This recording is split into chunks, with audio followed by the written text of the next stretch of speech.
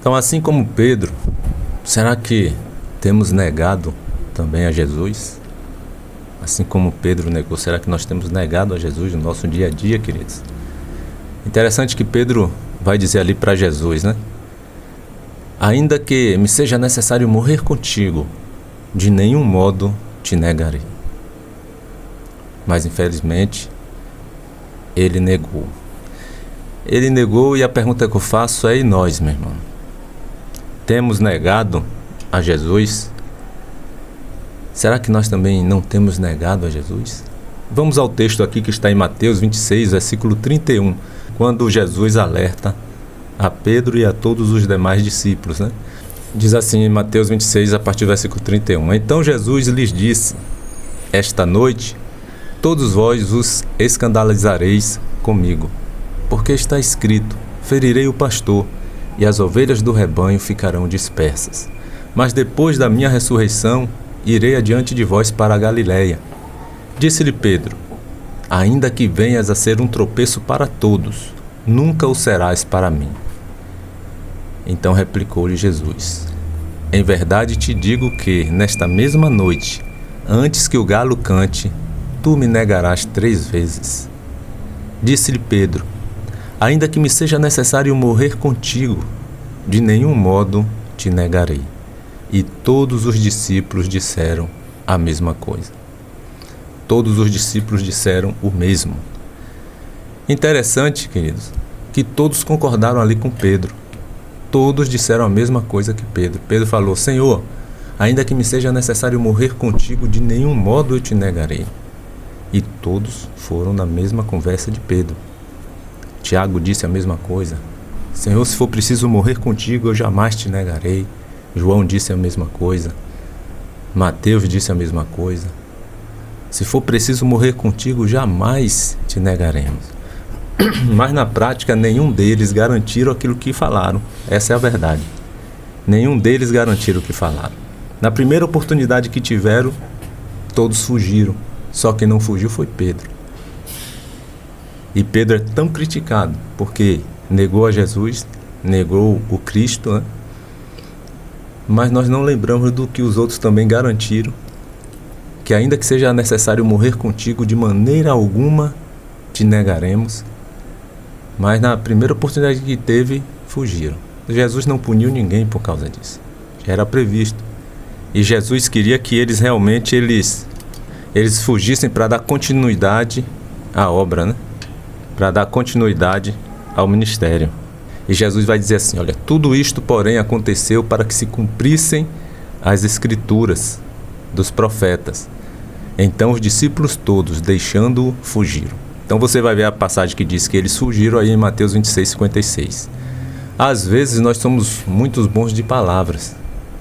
Agora só que quando chega a hora do vamos ver, a coisa é outra, a coisa é diferente.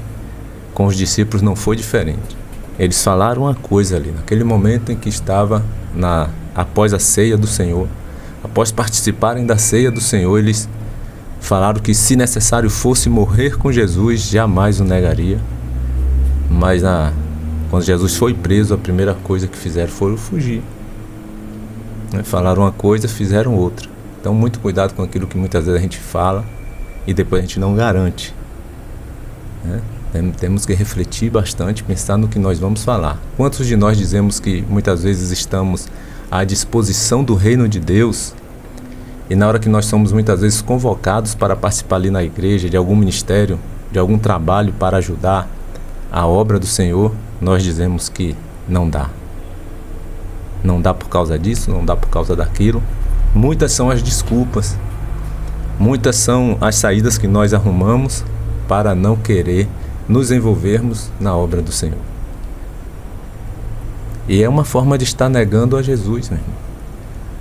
Você só quer as bênçãos, mas na hora de se envolver, de fazer o ID, de obedecer essa ordenança que Jesus deixou, você o nega.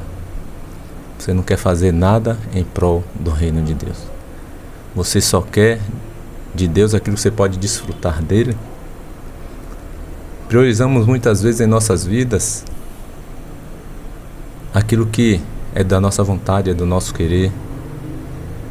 E às vezes priorizamos muitas coisas, menos fazer a obra de Deus. E nós devemos entender que tudo aquilo que nós temos e tudo o que nós somos foi Deus que nos deu. Foi Deus que nos concedeu. Se não fosse Deus, as suas bênçãos, suas misericórdias, nós não seríamos o que somos hoje. Não teríamos o que nós temos hoje. Tudo o que fizermos em prol do reino de Deus ainda será muito pouco pelo que Ele já fez, pelo que Ele continua fazendo e pelo que Ele ainda fará em nossas vidas. Então devemos ter sempre essa gratidão. Devemos ter sempre gratidão a Deus por tudo. E essa gratidão, ela nos deve remeter a fazer a obra do Senhor. Ela deve nos levar a nos envolvermos na obra do Senhor. E essa obra que nós vamos fazer para Deus deve ser uma obra com excelência, porque lá em Jeremias 48, versículo 10, a primeira parte do versículo diz: maldito aquele que fizer a obra do Senhor relaxadamente. Não vá lá fazer de qualquer jeito, só para estar cumprindo uma obrigação, não. Faça com amor, faça com carinho, faça com dedicação. Porque quanto mais você faz, quanto mais você se envolve, mais abençoado é. Mais abençoada a sua vida será. E toda a sua família, todos os seus. Aonde você pôr as mãos, será abençoado. Mas maldito é aquele que fizer a obra do Senhor relaxadamente. Diz aí em Jeremias 48, 10. Então não adianta, muitas vezes, agradecer a Deus todos os dias, ser grato a Deus todos os dias, estar agradecendo a Deus por tudo que Ele tem feito na sua vida, se na prática essa gratidão ela não se materializa. De que forma? Fazendo a obra do Senhor. Não adianta você ser tão grato em palavras e na prática você não faz nada em prol do reino de Deus. Quando deixamos de, muitas vezes, estar materializando essa gratidão que nós temos por Deus, né, promovendo o Evangelho, promovendo o reino de Deus na vida das outras pessoas, nós estamos negando a Jesus. Porque nós declaramos que somos discípulos dele, somos servos dele, mas não fazemos nada. Só queremos desfrutar. Então seja grato. Seja grato e mostre essa sua gratidão fazendo algo para promover o reino de Deus na vida das outras pessoas. Para que almas possam ser ganhas para o Senhor Jesus. Amém? Então vamos aqui ao episódio em que Pedro vai negar Jesus ali por 3 vezes, né? Jesus estava lá dentro sendo julgado pelos principais sacerdotes, por todo o sinédrio, estava ali julgando a Jesus, e Pedro estava lá fora. E ele lá fora ele vai ser reconhecido como um daqueles que andavam com Jesus. Olha o que diz aí no texto, Mateus 26, versículo 69 em diante. Ora, estava Pedro assentado fora no pátio. E aí, aproximando-se uma criada, lhe disse: também tu estavas com Jesus, o Galileu. Ele, porém, o negou diante de todos, dizendo: não sei o que dizes. E saindo para o alpendre, foi ele visto por outra criada, a qual disse aos que ali estavam: este também estava com Jesus, o Nazareno. E ele negou outra vez com juramento, dizendo: não conheço tal homem. Logo depois, aproximando-se, os que ali estavam, disseram a Pedro: verdadeiramente, és também um deles, porque o teu modo de falar o denuncia. Então ele começou a praguejar e a jurar, e a dizer: não conheço esse homem. E imediatamente o galo cantou. Então Pedro se lembrou da palavra que Jesus lhe dissera: antes que o galo cante, tu me negarás 3 vezes. E saindo dali, chorou amargamente. Pedro teve que chorar amargamente, meu irmão. Quando a ficha caiu e que ele tinha negado a Jesus, e não foi uma vez, não foram 2, foram 3 vezes. Quando a ficha cai, ele sai dali sem mais nenhuma palavra e ele chora amargamente. Que você possa ter essa atitude de Pedro aí, de chorar amargamente quando acontecer você negar a Jesus em alguma situação. E acontece às vezes de negarmos a Jesus em alguma situação. Ninguém é perfeito. Não há aquele que seja tão justo que nunca peque. Nós pecamos. Mas nós devemos ter essa atitude de Pedro aí, chorar amargamente, se arrepender, se reconciliar com o Senhor de novo e não cometer mais aqueles mesmos erros, aqueles mesmos pecados. Querido, quando Pedro negou a Jesus ali por 3 vezes, ele não negou a Jesus, não foi para ser bem aceito por todos no meio em que ele estava. Não foi para ser promovido no trabalho. Ele não negou a Jesus para levar vantagem em alguma situação. Não foi para receber uma propina, um suborno e fazer aquilo que é ilícito. Não foi para se dar bem na vida e ficar rico, ou para permanecer rico, como foi o caso lá do jovem rico, né? Lá em Mateus 19, versículo 16, tem a passagem do jovem rico, que preferiu negar a Jesus porque ele era dono de muitas propriedades. Era muito rico, riquíssimo. E quando Jesus o coloca contra a parede, ele vira as costas para Jesus, vai embora e preferiu amar toda a sua riqueza. Ficou muito triste, porque não pôde atender ao pedido que Jesus fez, de vender tudo e dar aos pobres. Então há várias formas e maneiras de estarmos negando a Jesus. E eu te digo que Pedro ele não negou a Jesus por momentos de prazeres carnais que são reprováveis diante de Deus. Pedro não negou a Jesus por muitas vezes uma opção sexual que Deus não aprova. Pedro não negou a Jesus por um adultério ou por uma vida de prostituição. Pedro não negou a Jesus por uma vida de mentiras, viver mentindo para se dar bem em qualquer situação, em todas as situações. Pedro não negou a Jesus para chegar no poder e para, quando está ali no poder, defraudar os cofres públicos, ou seja, em qualquer outra empresa. Pedro não negou a Jesus por causa destas coisas. Ainda que não seja justificável, mas Pedro negou a Jesus para salvar a própria vida. Não estou dizendo que isso justifica, porque até a nossa própria vida nós temos que renunciar pelo nosso amor a Cristo, pelo nosso amor a Jesus. Pedro não é justificável por causa disso, não. Mas eu quis te dizer que muitas vezes nós negamos a Jesus por muito pouco. Por todas estas coisas que eu acabei de falar aí, nós negamos às vezes a Jesus. E nossa vida não está nem em risco. Pedro estava ali praticamente com uma espada também no pescoço. Se ele assumisse, talvez ali ele iria ser tão condenado como foi Jesus. E ele nega para não ser morto, para preservar a sua própria vida. Está correto? Não, está errado. O que ele fez foi errado. Decepciona a Jesus uma atitude dessa? Muito.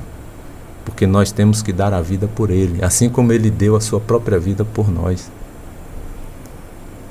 Mas o que eu estou querendo enfatizar é que às vezes negamos a Cristo por coisas banais, por momentos, por coisas passageiras. Às vezes não é nem para salvar a nossa própria vida. Imagine se você fosse encurralado e sua vida estivesse em jogo. Aí é que você negaria Jesus mesmo. Porque às vezes nega por coisa tão menor. Imagine a sua vida estando em risco. Vamos nos aproximar mais de Deus mesmo. Vamos viver um cristianismo, um evangelho em que nós possamos dar a nossa própria vida em prol do reino de Deus. Então pessoas que às vezes negam a Jesus fingindo ter uma vida de santidade, quando na verdade tem uma vida promíscua, uma vida de iniquidade que escandaliza o evangelho. Nós temos até exemplo na Bíblia. Se você for ver ali Mateus 7, versículo 21 ao 23,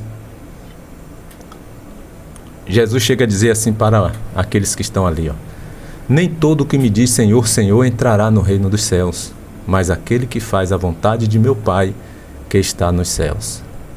Muitos naquele dia hão de dizer-me, Senhor, Senhor, Porventura, não temos nós profetizado em teu nome? Em teu nome não expelimos demônios, e em teu nome não fizemos muitos milagres? Então lhes direi explicitamente: nunca vos conheci. Apartai-vos de mim, os que praticais a iniquidade. Olha só, queridos. Jesus está dizendo aqui que nem todo que me diz Senhor, Senhor entrará no reino dos céus. E às vezes você vê pessoas negando a Jesus, fingindo justamente ter essa vida com o Senhor, fingindo ter uma vida de santidade, fingindo ter uma vida com Deus, quando na verdade tem uma vida de iniquidade, uma vida de pecado, uma vida de promiscuidade. E esses às vezes fazem até proezas em nome de Jesus.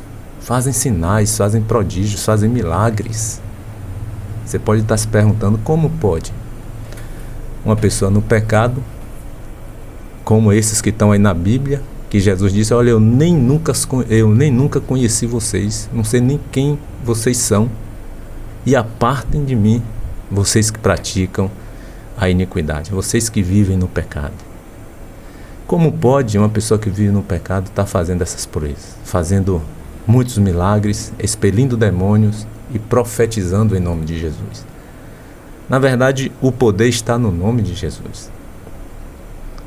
A pessoa está ministrando ali o nome de Jesus sobre a vida daquela outra que está ouvindo. E a fé que aquela pessoa tem no nome de Jesus, recebendo aquela palavra, aí muitas vezes o milagre acontece. Não é que o poder está saindo daquele que vive na iniquidade, daquele que vive no pecado, que está ministrando ali a palavra de Deus, o nome de Jesus. Não, o poder não vem dele, o poder vem no nome do Senhor. Ele vai para o inferno, mas aquela pessoa que ouviu a palavra e creu no nome do Senhor Jesus, ela recebe ali então às vezes aquela bênção, aquele milagre e até mesmo a salvação, se ela se comprometer dali em diante viver com Jesus. Então o que nós muitas vezes vemos é pessoa negando a Jesus até com uma vida aparentemente de comunhão com Deus, uma vida de santidade, mas no fundo vive uma vida de iniquidade. E esses naquele dia vão ouvir de Jesus: olha, eu nunca vos conheci, nunca vos conheci. E Jesus ainda disse: apartai-vos de mim, os que praticais a iniquidade. Então não adianta querer viver uma vida de aparência se você nega Jesus com seus atos, se você nega Jesus com a sua boca ou até mesmo com aquilo que você pensa. Não adianta. Deus é aquele que sonda todos os corações. Então quem vive de aparência, ainda que faça muitos sinais, muitos milagres, muitos prodígios, no nome de Jesus, quem vive de aparência naquele dia irá ouvir do próprio Jesus: nunca vos conheci. Apartai-vos de mim, vocês que vivem na iniquidade, que vivem no pecado. Às vezes somos muito bons, queridos, para criticar e julgar os erros dos outros. Né? Quantos não criticaram ali, quantos não julgam ali a atitude de Pedro, né? De ter negado a Jesus ali por 3 vezes. Mas por muito menos, nós às vezes temos negado a Jesus em nossas vidas. Por muito menos.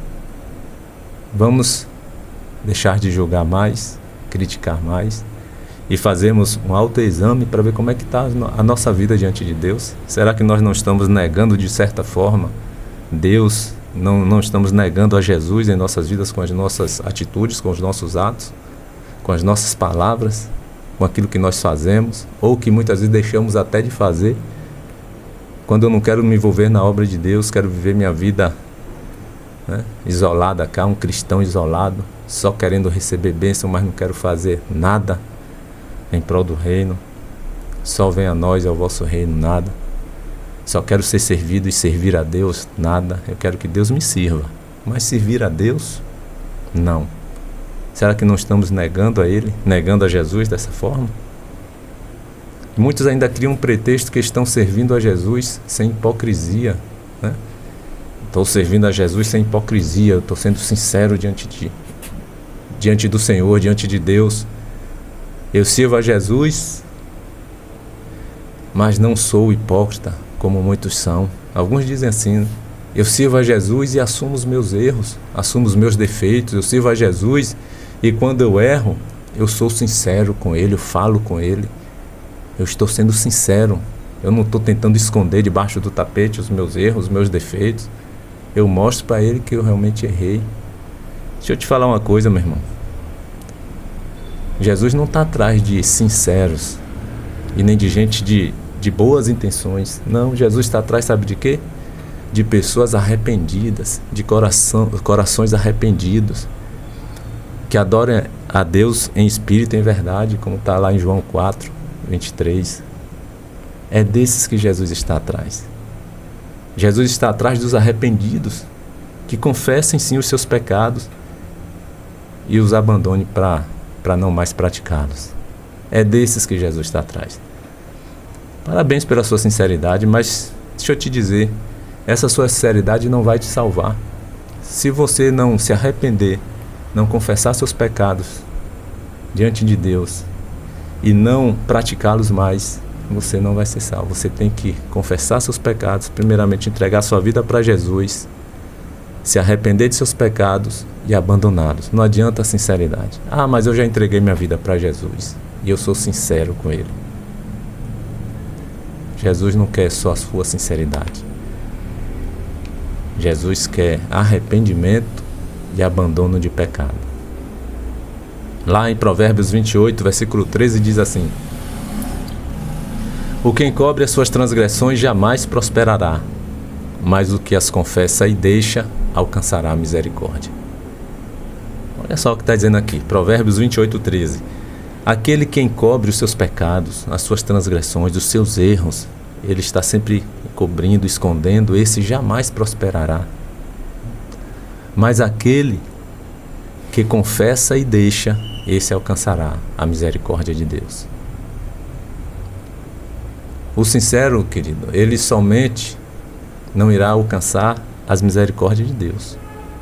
Por quê? Porque ele só confessa, ele está sendo sincero em confessar.